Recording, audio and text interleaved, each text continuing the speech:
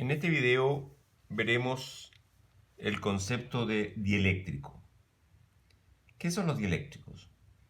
Los dieléctricos son materiales que tienen baja conductividad eléctrica.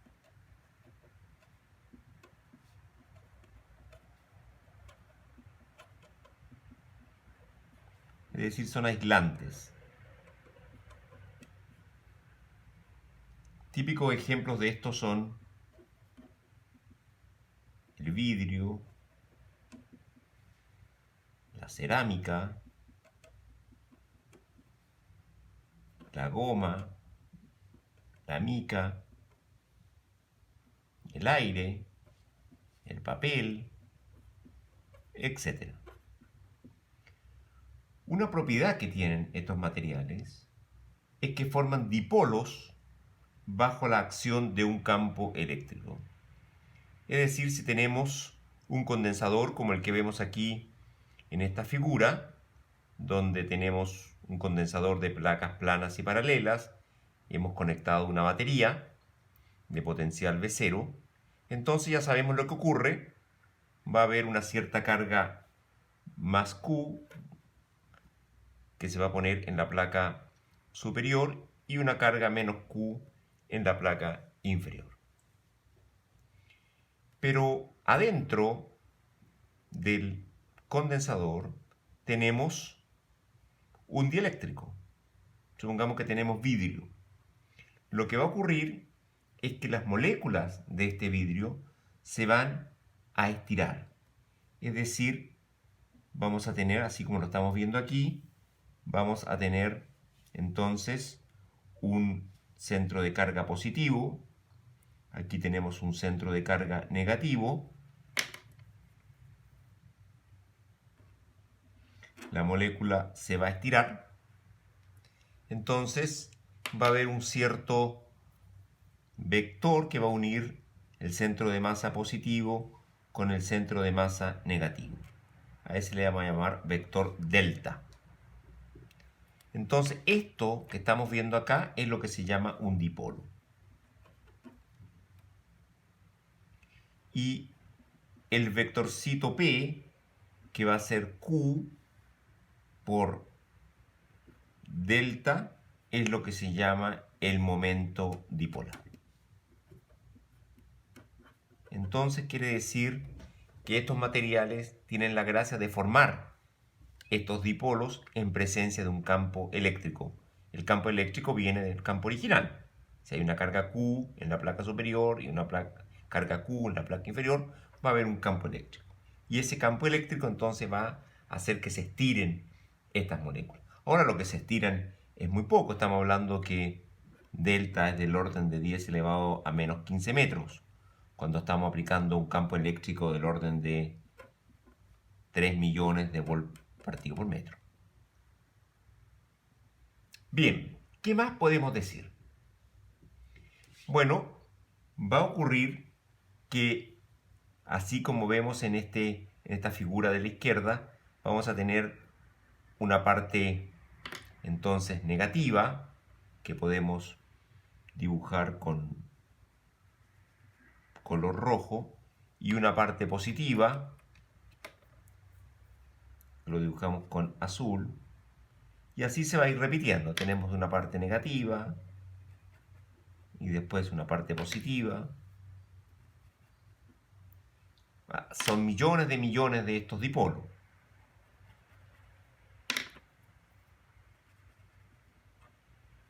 Ya. Entonces va a ocurrir que en el centro todas las cargas positivas y negativas se cancelan.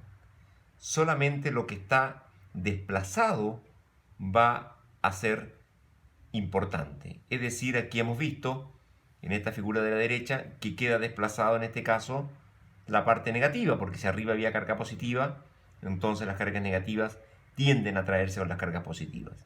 Es decir, va a quedar una pequeña densidad superficial de carga neta ahí. Y a esa densidad superficial se le llama menos sigma de polarización. Lo opuesto va a quedar en la placa de abajo, donde las cargas positivas se van a sentir atraídas por las negativas. y va a haber un más sigma de polarización. Es decir, antes teníamos dos densidades superficiales. Teníamos el más sigma arriba y el menos sigma abajo. Teníamos el más sigma acá, libre, y aquí teníamos el menos sigma libre. Pero ahora, además, vamos a tener un menos sigma de polarización arriba y un más sigma de polarización abajo. Entonces, ¿qué va a ocurrir con el campo eléctrico? Con el sigma original, el sigma libre, teníamos el campo que lo dibujamos aquí con letra con color negro, que es un campo hacia abajo. Pero dado que el sigma de polarización tiene signo opuesto, ¿por qué? Porque tenemos aquí más sigma de polarización, aquí tenemos menos sigma de polarización, por lo tanto tenemos un campo hacia arriba. Entonces la resta va a dar un campo entonces hacia abajo. Muy bien, entonces quiere decir que vamos a tener un campo que va a ser menor que el campo original. Entonces, ¿cómo podemos hacer algunos cálculos para ver qué va a ocurrir? Veamos lo siguiente. Podemos hacer un Gauss. Siempre podemos hacer un Gauss. Entonces podemos hacer un Gauss acá con un cilindrito. Hacemos un Gaussito. Y entonces tenemos de que el campo por delta S va a tener que ser igual a la carga encerrada. La carga encerrada va a ser el sigma libre menos el sigma de polarización. Porque aquí aparece una carga, una densidad negativa, menos sigma de polarización. Multiplicado por delta S y todo dividido por epsilon 0. Bueno, se van los delta S y queda entonces que el campo es sigma libre menos sigma de polarización partido por epsilon 0. Ahora podemos este campo integrarlo entre la placa superior y la placa inferior y queda entonces que E por D va a ser igual a B0. Por lo tanto, nos va a quedar ¿qué cosa? Nos va a quedar que sigma libre menos sigma de polarización partido por epsilon 0 por D es igual a B0. Pero el sigma libre menos el sigma de polarización es menor que el sigma libre, porque está restando. Entonces lo podemos llamar a eso beta por sigma libre, donde beta es un número menor que 1. Es una astucia matemática para explicar mejor. Por lo tanto, nos va a quedar beta por sigma libre, por D, estoy usando esta expresión de acá, dividido por epsilon 0 igual a B0. Pero sigma libre, ¿qué es lo que es? Sigma libre es Q partido por el área. Si aquí tenemos un área A, sigma libre vale Q partido por el área. Por lo tanto, nos va a quedar ¿qué cosa? Nos va a quedar que beta por Q partido por A por D partido por epsilon 0 es igual a B0. Por lo tanto, finalmente nos queda que Q es igual a epsilon 0 por A partido por beta D por B0. Luego, quiere decir que la capacidad que tiene el condensador ahora es mayor que la que tenía antes sin el vidrio. ¿Por qué? Porque beta es menor que 1, es decir, la capacidad aumenta. Entonces, el gran descubrimiento de poner estos dieléctricos es que la capacidad aumente. ¿Y para qué sirve que la capacidad aumente? Si uno tiene más capacidad, puede acumular mayor carga. Bien, ¿qué más podemos decir? Podemos decir que son muchos los dipolos que se forman por unidad de volumen. Llamemos entonces a n al número de dipolos por unidad de volumen. Y podemos definir el vector P mayúscula como Q por N por delta. Y eso sería el vector de polarización.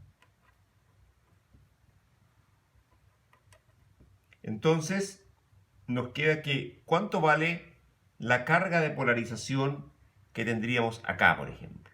¿Cuánto vale la carga de polarización aquí? La carga de polarización acá ¿vale cuánto? La carga de polarización ahí vale el volumen, esta distancia de acá tiene que ser delta, es lo que se estiró el átomo. Por lo tanto, nos va a quedar, ¿cuánto? Nos va a quedar delta por el área, eso es el volumen que tenemos acá, multiplicado por n, que es el número de dipolos por unidad de volumen, por q. Esa es la carga que vamos a encontrar ahí. Por lo tanto, que al dividir por A, nos queda que el sigma de polarización nos queda entonces que es QP partido por A, y eso es lo mismo que QN delta. Bueno, y eso es lo mismo que el módulo, si se fijan, del vector de polarización. U otra manera de verlo es decir que esto es P.n, donde n sería entonces un vector que apuntaría así. Bien, en el slide anterior habíamos visto que si teníamos una placa aquí con carga negativa, es decir, menos sigma libre, lo que ocurría con nuestro dieléctrico era que aparecía entonces una carga de polarización, que sería más sigma de polarización. Y dijimos de que ese sigma de polarización entonces era igual a P.n, donde n era el vector normal al dieléctrico, y P entonces es el vector de polarización que apuntaba hacia abajo. ¿Qué ocurre en una situación que sea un poco más general? Por ejemplo, que tuviéramos el borde no derecho, como ocurre aquí con las placas planas y paralelas, sino que el borde estuviera inclinado. Entonces, en ese caso podemos aplicar un vector de polarización, porque hay un campo eléctrico, y todo este dieléctrico se va a correr un poquito, una distancia delta, en el borde, porque va a aparecer entonces un sigma de polarización. Bien, esta cantidad que se corre acá, esta cantidad acá, es delta, que es lo que se estira la molécula. Pongamos dimensión a esto L1 y a esto dimensión L2. El área, entonces, en cuestión es L1 por L2. Ese es el área donde está el sigma de polarización. Pero el volumen de la carga no es L1, L2 por delta, sino que es L1, L2 por esta distancia. Y esa distancia de ahí, ¿cuánto vale? Esa distancia de ahí vale delta coseno teta. Y el ángulo coseno teta viene de que aquí tenemos un vector normal a esa superficie. Y tenemos entonces la horizontal y esa es teta. Por eso que aparece coseno teta. Tenemos entonces de que la carga de polarización encerrada acá, en ese volumen rojo, vale ¿cuánto? Vale Q por N, que es el número de dipolos por unidad de volumen, por el volumen, L1, L2, delta coseno teta. Por lo tanto, el sigma de polarización vale Q de polarización partido por el área, y eso queda Q por N delta coseno teta, que es lo mismo que decir P.n. Es decir, nuevamente obtenemos el P.n que lo obtuvimos aquí, pero ahora lo obtenemos para una superficie que está inclinada. Es decir, esto es completamente general. Hasta el momento solo hemos visto densidad superficial de polarización. Pero si tenemos, por ejemplo, aquí un dieléctrico y tenemos líneas de campo, por ejemplo, que sean así, que sean así. Entonces, ¿qué va a ocurrir? Lo que va a ocurrir es de que aquí vamos a tener un vector de polarización, pero el n puede apuntar en otro sentido. Por ejemplo, el n podría estar ahí. Entonces, el P.n sería el sigma de polarización. Ya sabemos eso. Esto sería un volumen B, esto sería una superficie S. Pero, ¿cómo obtenemos el ρ de polarización? Porque el ρ de polarización, es decir, la cantidad de carga volumétrica de polarización, también existe. Por supuesto que no va a existir cuando el vector polarización es homogéneo, como fue el caso del condensador de placas plana y paralela. Pero en este caso, que vemos de que el vector P o el campo eléctrico no es homogéneo, entonces ρP es distinto de cero. ¿Cómo lo obtenemos? Lo obtenemos de la siguiente manera. Bueno, hemos dicho de que sigma P es P.n, entonces la carga superficial de polarización vale la integral entonces de P.n en toda la superficie, y la carga en el volumen, la carga volumétrica de polarización, que es nueva, no lo hemos visto antes, sería entonces la integral en volumen de la densidad de carga de polarización volumétrica. Pero la carga se conserva, es decir, si aparece carga superficial de polarización y aparece carga volumétrica, tiene que ser cero la suma. Entonces, ¿cómo escribimos esto? Esto lo escribimos de la siguiente manera. Ponemos la integral de ρP de P en el volumen, menos, entonces, la carga de superficial de polarización, y eso sería entonces menos la integral en todo el volumen de P.n ds. Pero por el teorema de Gauss sabemos de que la integral de superficie es lo mismo que una integral de volumen si ponemos entonces en el volumen la divergencia del vector. Entonces nos quedaría menos la integral en volumen de la divergencia del vector de polarización. Por lo tanto, de acá obtenemos ¿qué cosa? Que el ρ de polarización vale menos la divergencia de el vector de polarización.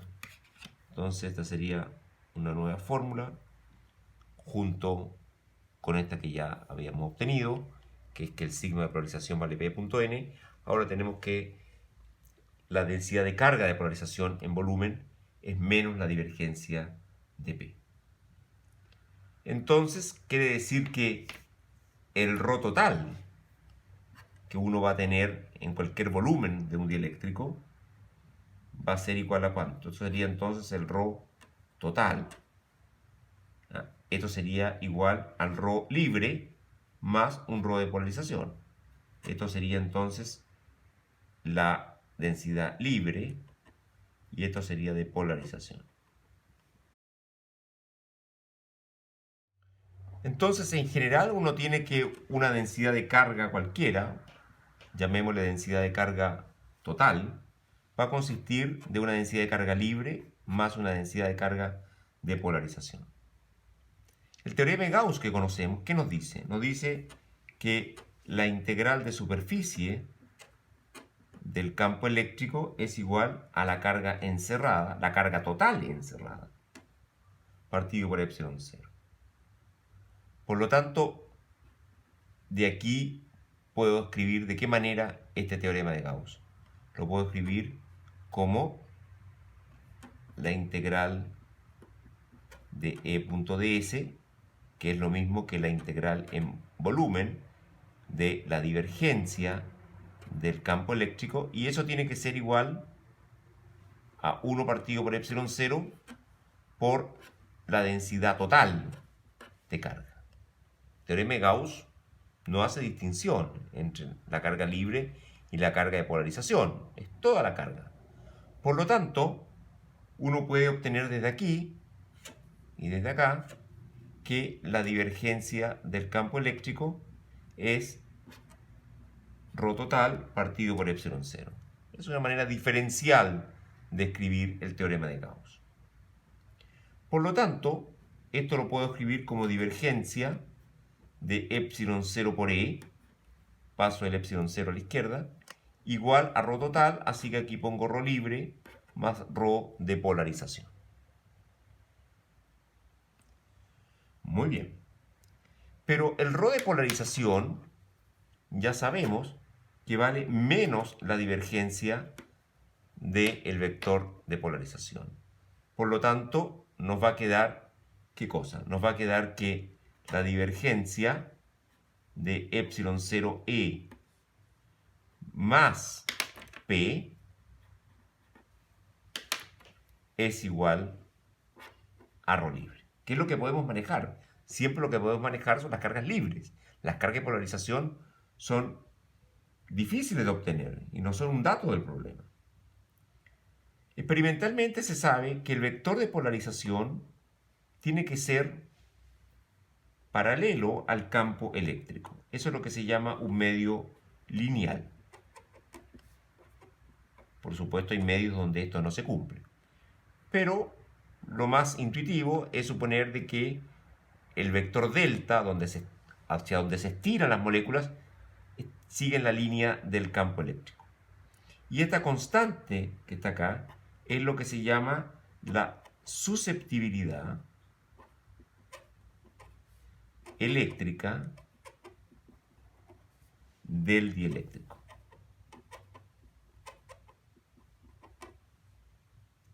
Entonces, quiere decir que este vector que tenemos dentro de la divergencia, que vale epsilon 0e más p, lo podemos escribir como epsilon 0e más chi por epsilon 0e. Y eso se puede escribir como epsilon 0 factor de 1 más chi por e. A todo este número que está acá se le llama epsilon, que es la constante dieléctrica absoluta. Entonces eso se llama constante dieléctrica absoluta. Es decir, ahora nos olvidamos del vector de polarización. Aparece una constante en el problema que típicamente va a ser un dato. Así que definimos un vector D que va a ser epsilon 0e más p. Y en este caso va a ser epsilon por e. Y esto es lo que se llama el vector desplazamiento.